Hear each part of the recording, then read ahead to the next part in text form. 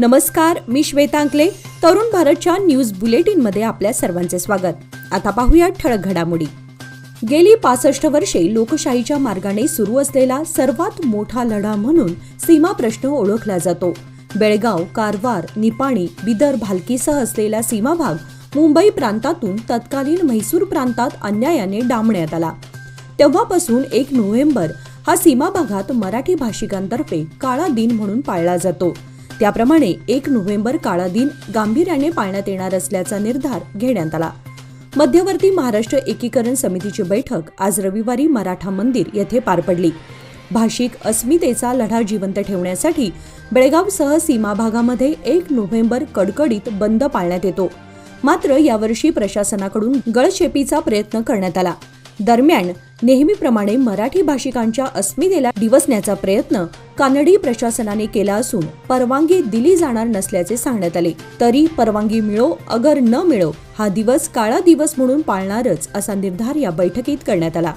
यावेळी माजी आमदार मनोहर केणेकर, मालोजीराव अष्टेकर, प्रकाश मरगाळे आदी उपस्थित होते.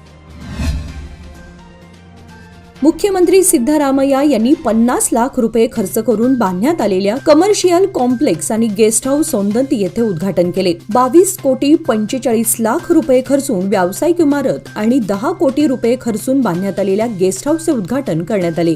यावेळी उपमुख्यमंत्री डी.के. शिवकुमार, मंत्री सतीश जारकिहोळी, एच.के. पाटील, रामलिंगा रेड्डी, लक्ष्मी हेबाळकर, आमदार विश्वास वैद्य, राजू कागे, बाबासाहेब पटेल, आसिफ सेठ आदी उपस्थित होते. मिठाई विक्री दुकानाचे कुलूप तोडून चोरट्यांनी रोकड आणि बर्फीसह चॉकलेट चोरून नेल्याची घटना बेळगाव शहरातील मुख्य पोस्ट कार्यालय समोरील राजस्थानी मिठाईवाला या दुकानात घडली आहे. याबाबत मिठाई विक्रेते यांनी कॅम्प पोलीस ठाण्यामध्ये फिर्याद दिली आहे. शनिवारी मध्यरात्री चोरट्यांनी दुकानाच्या दरवाजाचे कुलूप तोडून दुकानामध्ये प्रवेश करून चोरट्यांनी गल्ल्यातील 30,000 रोख रक्कम, बर्फी आणि चॉकलेट्स चोरून चोरटा पसार झाला. हा सर्व प्रकार सीसीटीव्ही कॅमेऱ्यात कैद झालाय. या प्रकरणी पोलीस निरीक्षक यांनी घटनास्थळी भेट देऊन तपास करत आहेत. श्री शिवप्रतिष्ठान हिंदुस्थानच्या वतीने विजयादशमीच्या मुहूर्तावर श्री दुर्गा माता दौडीची सांगता करण्यात आली. मारुती मंदिर येथे प्रमुख पाहुणे म्हणून जगद्गुरू श्री तुकाराम महाराज यांचे 11वे वंशज ह.भ.प.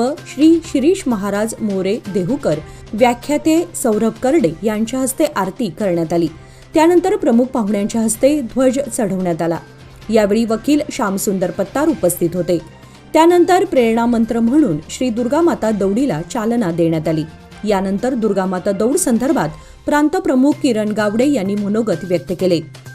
बेळगावकरांचा प्रतिसाद लक्षात घेता पुढच्या वर्षी दुर्गा माता दौडीच्या मार्गामध्ये काही बदल करण्यात येतील अशा सूचना यावेळी करण्यात आल्या. सिद्धरामय्या यांना मुख्यमंत्री पदावरून हटवण्याबाबत कोणतीही चर्चा केलेली नाही. मुख्यमंत्री बदल ही केवळ चर्चाच आहे असे सांगून आपण 2028 मध्ये मुख्यमंत्री होण्याची अपेक्षा बाळगून आहोत असे सार्वजनिक बांधकाम मंत्री सतीश जारकिहोळी यांनी स्पष्ट केले. हसन येथे पत्रकारांशी बोलताना ते म्हणाले की माझ्या अनेक शुभचिंतकांनी मी पुढचा मुख्यमंत्री असल्याचे सांगितले आहे, त्यामुळे मी एवढी चर्चा करणार नाही. सिद्धरामय्या यांचा कार्यकाळ संपल्यानंतरच त्यांच्या सहकार्यानेच मुख्यमंत्री होणार असल्याचे त्यांनी स्पष्ट केले. सासनकाठी व पालख्यांच्या सवाद्य जल्लोषी मिरवणुकीसह ऐतिहासिक परंपरा लाभलेला बेळगावातील सीमोल्लंघनाचा कार्यक्रम शनिवारी विजयादशमी दिवशी लक्षणीय गर्दीमध्ये अभूतपूर्व उत्साहात पार पडला. सीमोल्लंघनाची मोठी जय्यत तयारी करण्यात आली होती. विजयादशमी दिवशी सायंकाळी सीमोल्लंघनासाठी शहरातील जुन्या प्रमुख 18 गल्ल्यांसह विस्तारित भागातील हजारो नागरिक ज्योती कॉलेज मैदानावर एकवटले होते. परंपरेनुसार दुपारी माजी आमदार अनिल बेनके आणि पंच मंडळींच्या उपस्थितीत चव्हाट गल्ली येथील देवदादा सासनकाठी व मानाची झूल घातलेला ज्योतिबा देवाचा नंदी यांचे पूजन आणि आरती झाल्यानंतर त्यांनी सवाद्य मिरवणुकीने सीमोल्लंघन मैदानाकडे प्रस्थान केले. या पद्धतीने सीमोल्लंघनाच्या मुख्य मिरवणुकीला सुरुवात झाली. बेकिनकेरे येथील नागनाथ मंदिरामध्ये शनिवारी दसरा उत्सव पारंपरिक पद्धतीने मोठ्या उत्साहात पार पडला. या निमित्ताने पंचक्रोशीतील हजारो भाविक भक्तांनी मोठ्या संख्येने परिसरात गर्दी केली होती. नागनाथ मंदिराच्या परिसरात आलेल्या आणि स्मशानभूमीत होणाऱ्या या दसरोत्सवाला अनन्यसाधारण महत्त्व आहे. त्यामुळे भाविकांची मोठी उपस्थिती असते. दरम्यान मंदिर परिसराला यात्रेचं स्वरूप प्राप्त झालं होतं. शनिवारी मंदिरात सकाळपासून विविध धार्मिक कार्यक्रम झाले. दुपारी लोटांगणाचा कार्यक्रम झाला.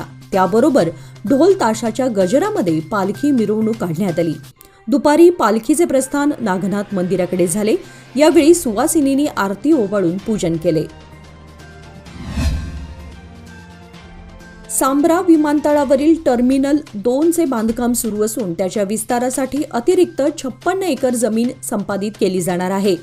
इंडिगो एअरलाइन्सने दिनांक 27 ऑक्टोबरपासून बेंगळूर ते बेळगाव मार्गावरील सकाळची थेट उड्डाणे बंद करण्याचा निर्णय घेतलाय. विमान प्रवास करणाऱ्या प्रवाशांना आता बस किंवा रेल्वेचा पर्यायी वाहतूक म्हणून विचार करावा लागणार आहे. बेळगाव शहरामध्ये 1 ऑक्टोबरपासून मीटरनुसार रिक्षा भाडे आकारणी लागू केली जाईल अशी घोषणा केली होती. मात्र प्रत्यक्षात त्याची अंमलबजावणी झाली नाही. यामुळे बेळगावमध्ये मीटरनुसार रिक्षा भाडे आकारणी संदर्भातील घोषणा हवेतच विरली आहे. यामुळे याबाबत पोलीस परिवहन अधिकाऱ्यांकडे चौकशी केल्यानंतर त्यांनी आणखी एक बैठक घेण्याची गरज असल्याचं म्हटलं आहे. जिल्हाधिकारी कार्यालयात जिल्हाधिकारी मोहम्मद रोशन यांच्या अध्यक्षतेखाली झालेल्या बैठकीत ऑक्टोबरपासून मीटरनुसार रिक्षा भाडे आकारणी सुरू करण्यात येईल असा निर्णय घेतला. पण काही कारणास्तव निर्णयाला परत एकदा बगल मिळाली आहे. सादर आहे लोकमान्य मोदक निवेश योजना, जी देते तुमच्या गुंतवणुकीवर 10.50% परतावा, तेही फक्त 21 महिन्यांमध्ये. अधिक माहितीसाठी आजच कॉल करा 1800-2124-050. योजना फक्त सभासदांकरिता. नियम व अटी लागू. लोकमान्य, जिथं पैसा वाढतो आणि नातं वृद्धिंगत होतं. या हंगामात जोरदार पाऊस झाला. सर्व परिसर हिरवाईने नटलाय. अति पावसामुळे काही शिवारातील भात पिकांचं नुकसानही होतं. मात्र उर्वरित असलेल्या पिकाला बऱ्यापैकी बहर आलेली दिसून येत आहे. बेळगाव पश्चिमेला भात पोसवणीला बसवला असून या भात शिवारात जणू हिरवा शालू पांघरला असल्याचं चित्र दिसत आहे. या परिसरात बासमती, इंद्रायणी, सोना मसुरी, सोनम, शुभांगी, जया, माधुरा, भाग्यश्री आदी भात पिके आलेली आहेत.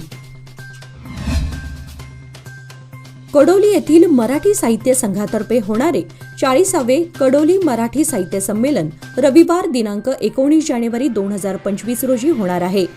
यापूर्वी 5 जानेवारी रोजी ही संमेलनाची तारीख जाहीर करण्यात आली होती. मात्र याच तारखेला येळूर साहित्य संमेलनही जाहीर करण्यात आले. त्यामुळे समन्वय साधत 5 जानेवारी ऐवजी 19 जानेवारीला संमेलन घेण्याचा निर्णय साहित्य संघाच्या शनिवारी झालेल्या बैठकीत घेण्यात आला. बैठकीमध्ये 40व्या संमेलनाच्या आयोजनासंदर्भात सविस्तर चर्चा करण्यात आली.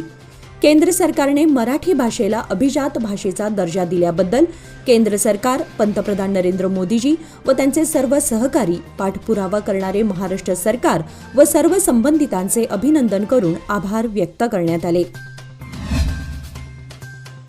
फोर्ड रोड ते महाद्वार रोड पर्यंतच्या रस्त्यावर ठिकठिकाणी मोठ्या प्रमाणात खड्डे तर काही ठिकाणी रस्ता उखडलेला असल्याने वाहतुकीला अडथळा निर्माण झालाय.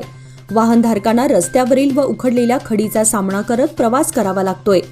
महत्वाचा रहदारी रस्ता असल्याने त्वरित दुरुस्ती करण्याची मागणी वाहनधारकातून केली जात आहे. तानाजी गल्ली रेल्वे फाटक तसेच पुढे महाद्वार रोडला जाणारा हा महत्वाचा रस्ता असून या रस्त्यावरून अनेक लहान गाड्यांसह माल वाहतूक करणाऱ्या अवजड वाहनांची वर्दळ कायम असते. शहापूरमधील श्री लक्ष्मी व्यंकटेश देवस्थानचा रथोत्सव भक्तिमय वातावरणात पार पडला. गेल्या अनेक वर्षांपासून ही रथोत्सवाची परंपरा सुरू आहे. श्री लक्ष्मी व्यंकटेश मंदिराच्या रथोत्सवात शेकडो भाविक रथ ओढण्यासाठी सहभागी झाले होते. व्यंकटरमण गोविंदाचा गजर रथ ओढताना भक्त करत होते. शहरातील प्रमुख मार्गावर फिरून मंदिराकडे रथोत्सवाची सांगता झाली.